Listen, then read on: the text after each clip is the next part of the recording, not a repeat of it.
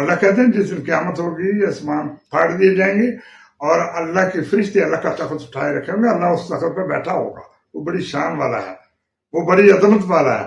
کہاں غوث پتہ نہیں کون سا تھا، 6 فٹ کا انسان، اس کی کیا اوقات ہے کہ وہ اللہ تعالیٰ کو گرنے سے بچا لے، یا اللہ تعالیٰ گر گیا وہ اللہ سے نہ ہوا، وہ تو کوئی موم کی گڑیا ہوئی۔ انہوں نے جو بریلویوں نے یا جو فرقے والے ہیں، ان کو میں کیا کہوں، لانتی سے اچھا لفظ مجھے نہیں مل رہا، یہ بہت بڑے لانتی ہیں، یہ مشرک تو ہیں ہی، اس سے کوئی بڑھ کر کوئی ایٹم ہے یہ جو لوگ ہیں۔ ان کا وہ احمد خان رانا بریلوی سے لے کر وہ علامہ وہ مولوی طاہر القاری تک، یہ سارے مشرک ہیں۔ اور میں ان کو کیا کہوں کہ ایسی کیوں تعلیم انہوں نے پھیلائی۔ کون تھا وہ غوث پاک؟ کوئی غوث پاک نہیں تھا، وہ شکر ہے خود جنت میں چلا جائے، اپنے عمل سے جائے گا نا۔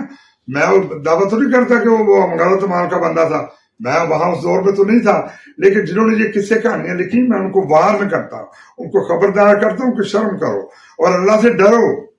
یہ جو تم کہانیاں بناتے ہو، کبھی کہتے ہو وہ غوث قبر میں چلا گیا اور وہ فرشتے ایک بندے کا حساب کر رہے تھے، اسے کہا جی میں تو غوث پاک کا دھوبی ہوں، تو وہ چھوڑ کر بھاگ گئے، ڈر کے فرشتے ہیں، انہوں نے پکڑ لیا ادھر۔ یہ کہاں سے کہانیاں لکھی گئیں، کس نے پھیلائی؟ کیا یہی لانتی تو ہے ہی، یہ کوئی مرتد بھی ہیں اور یہ مشرک بھی ہیں، یہ جاہل ترین لوگ ہیں، یہ انسان کے زمرے میں نہیں آتے، ان کا دماغ ڈر گیا۔